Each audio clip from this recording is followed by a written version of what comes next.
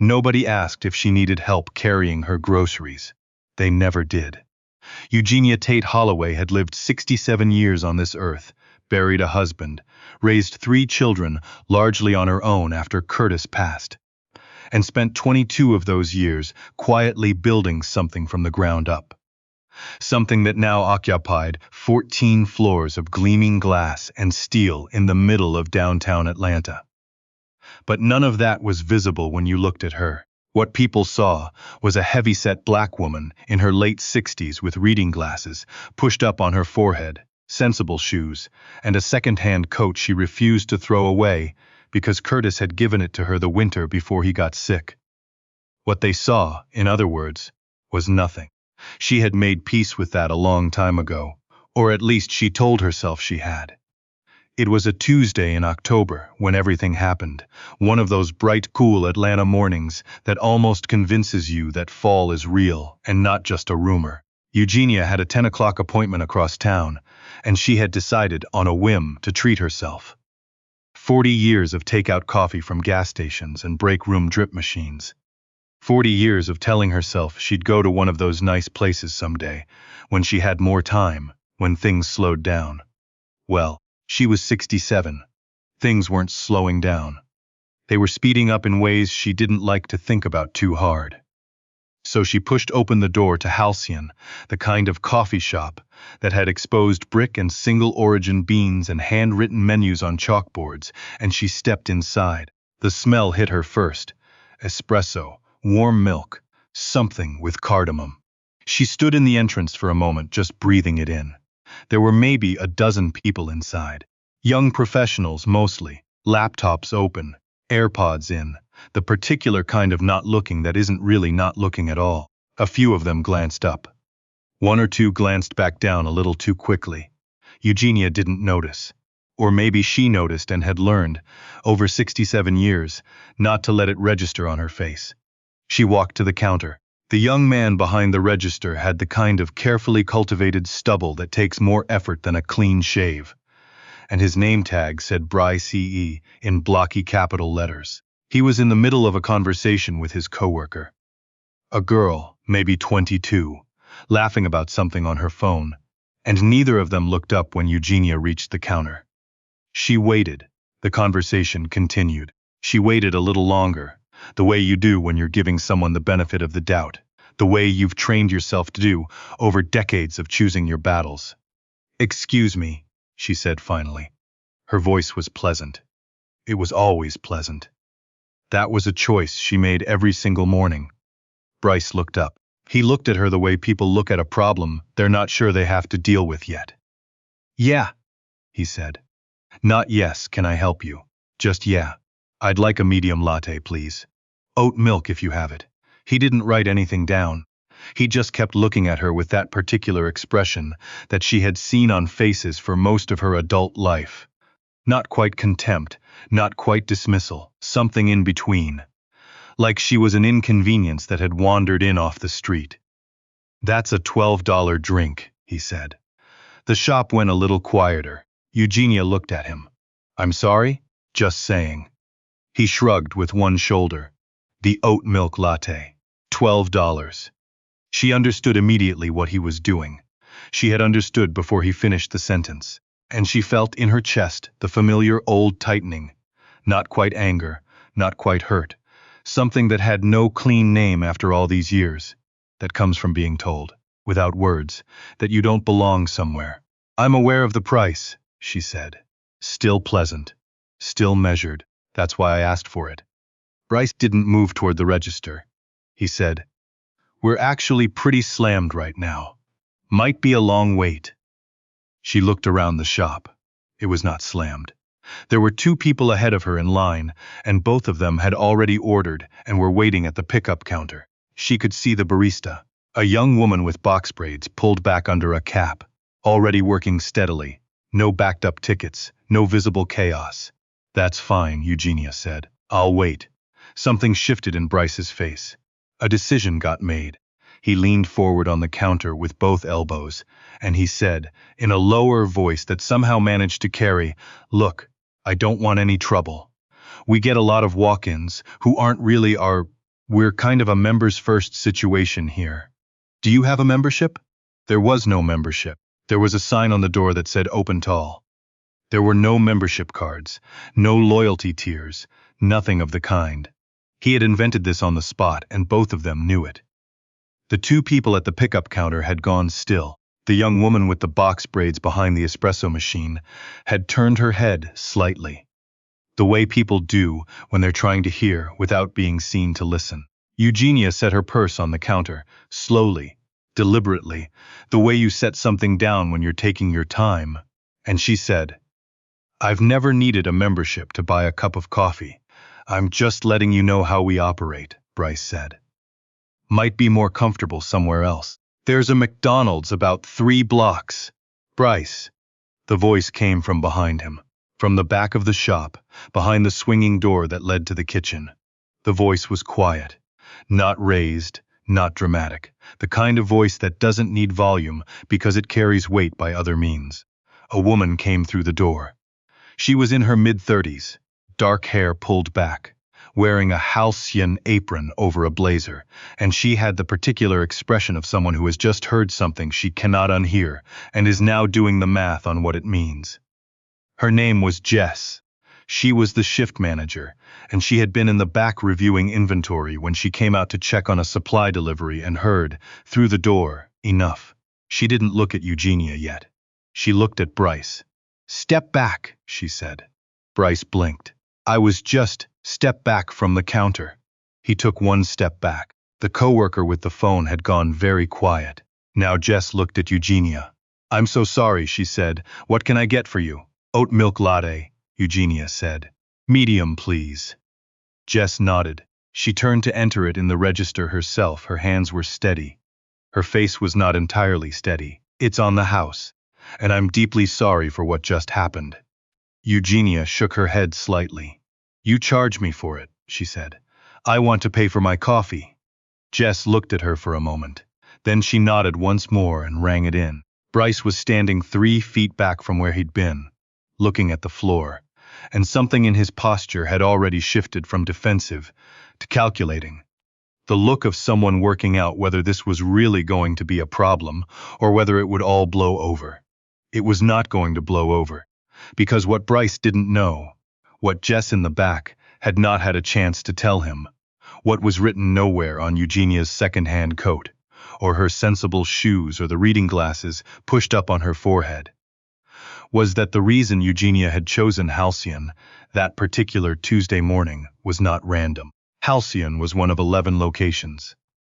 Those 11 locations were owned by a small hospitality group called Tillman & Sons, which had been acquired 14 months ago by a real estate and commercial development company called Hollow Creek Properties. Hollow Creek Properties had been founded 22 years ago by Eugenia Tate Holloway and her late husband Curtis. She was, at this precise moment, the majority shareholder, the sitting board chair, and the reason that every Halcyon location still had its lease. She did not say any of this. She had never once in her life needed to say something like this out loud. And she was not about to start on a Tuesday morning in October. She took her latte from the barista with the box braids, who handed it to her with 2 hands and something careful in her eyes that was close to recognition, and she found a chair by the window and she sat down. She drank her coffee. It was, as it turned out, very good coffee. 3 hours later, Eugenia was in a conference room on the 9th floor of Hollow Creek's main office, which was, as it happened, one of the buildings she owned. Across the table sat the regional director of Halcyon's Atlanta operations, a man named Gordon Ashby, who had been in the role for 4 months and was still learning the full scope of what his job actually required. She had not called this meeting because of Bryce. She had called it 3 weeks ago to review Q3 performance. The matter of that morning was a separate thing, and she handled it separately, the way she handled most things, methodically, without theater. She had sent a note to Jess, the shift manager, thanking her by name. She had sent a different note to Gordon, asking him to review the customer service policies at the Atlanta flagship location and report back within 10 business days. She had also forwarded, without comment, The statement given by the two customers who had been standing at the pickup counter, both of whom had left their contact information with Jess before they left the shop, because they had witnessed what happened and wanted it on record. She did not do any of this to be cruel. She did it because it was the correct thing to do, and because she had learned, through 67 years of being underestimated, that what you do with power says more about you than how you got it. Gordon Ashby sat across from her during the Q3 review, and he was courteous and professional, and he clearly had no idea. Not yet.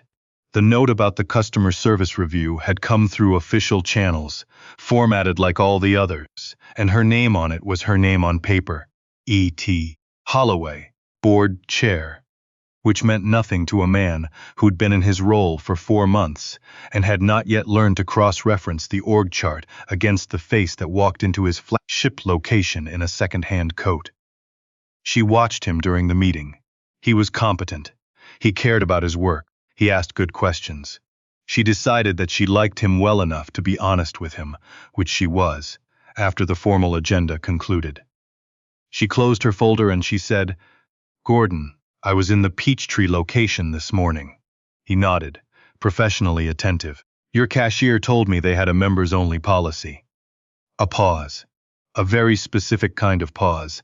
The kind that happens when something doesn't compute. "I'm sorry?"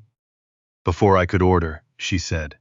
"I was told that the cafe operates on a members-first basis, and that I might be more comfortable at a McDonald's 3 blocks away." Gordon Ashby had the kind of face that doesn't lie well. She watched it go through several things in rapid succession: confusion, disbelief, something approaching horror. "Mrs. Holloway," he said carefully, "are you telling me this happened to you this morning, personally?" "At our location." "I am," she said. He was very still for a moment. Then he said, "I am deeply, genuinely sorry. That is not who we are. That is not anything close to what our people are trained to." He stopped, started again. "I will handle this personally." Today she nodded. "I know you will," she said. "That's why I'm telling you." She picked up her folder. She stood up, and before she left the room she paused in the doorway the way she sometimes did when she wanted to leave someone with something worth carrying. "That barista who made my drink," she said. "Box braids. She handled herself well this morning. I'd want her recognized." Gordon wrote it down. What happened to Bryce is not a secret, but it's also not the point of this story. He was let go within 48 hours, for cause, following a formal review of the incident and the statements from witnesses. He did not go quietly. There was a conversation with HR that lasted most of an afternoon. But he went. What happened to Jess is more worth telling. She received a commendation from the regional director, which was entered into her personnel file. 6 weeks later, when a district manager position opened up, her name was the first one Gordon Ashby submitted for consideration. When the board reviewed the candidates, one of them, a woman in her late 60s with reading glasses, pushed up on her forehead, remembered a name, and remembered why she remembered it. Jess was promoted in November. She never knew the full chain of events. She thought she'd been recognized because Gordon had noticed her performance. She thought the commendation was something that had just happened. She had no reason to connect it to the woman in the second-hand coat, and nobody told her. That was also a choice. Eugenia had never needed credit for doing the right thing. She had learned that lesson from Curtis, who used to say that the quietest kindnesses were the ones that lasted. There is something particular about being a black woman over 60 in America. Not particular in the sense of special or rare. There are millions of you, walking through the world every day, carrying what you carry. Particular, in the sense that the world has very specific ideas about what you are, and those ideas don't leave much room for who you actually might be. Eugenia had been navigating those ideas since she was younger than Bryce. Since before she had the money, the buildings, the board seat, the leverage. Back when she had nothing except her mind and her stubbornness, and a husband who saw her clearly. Back when she was taking night classes at Georgia State while working 2 jobs and raising her oldest and trying to sketch out, on the back of grocery lists, the shape of the thing she was trying to build. Nobody handed her anything. Nobody looked at her and saw someone worth investing in. Banks turned her down. Investors said they'd circle back and never did. She was told, in more ways than one by more people than she bothered to count, that someone like her didn't really belong in the rooms where decisions got made. She kept going anyway, not because she wasn't tired. She was tired all the time, not because it didn't hurt. It hurt, and some of the hurt never really went away, just went quiet in the way that permanent things go quiet. She kept going because she had made up her mind early that she was not going to let other people's limitations become her story. Curtis died when she was 51. He did her partner in every sense, in the business, in the house, in the long, slow work of building something worth passing on. She grieved him in ways she still doesn't have words for, and then she went back to work, because that was what Curtis would have done. And because the grief didn't change the thing they had built together, and because she was not done.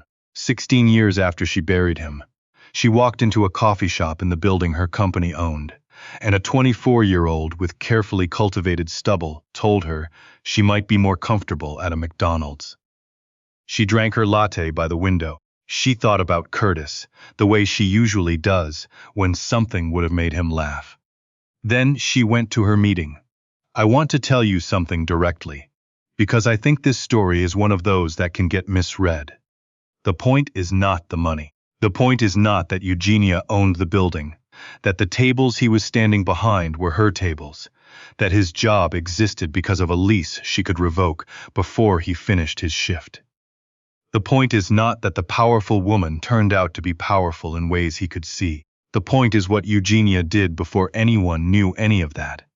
The way she stood at that counter and said, "I'm aware of the price."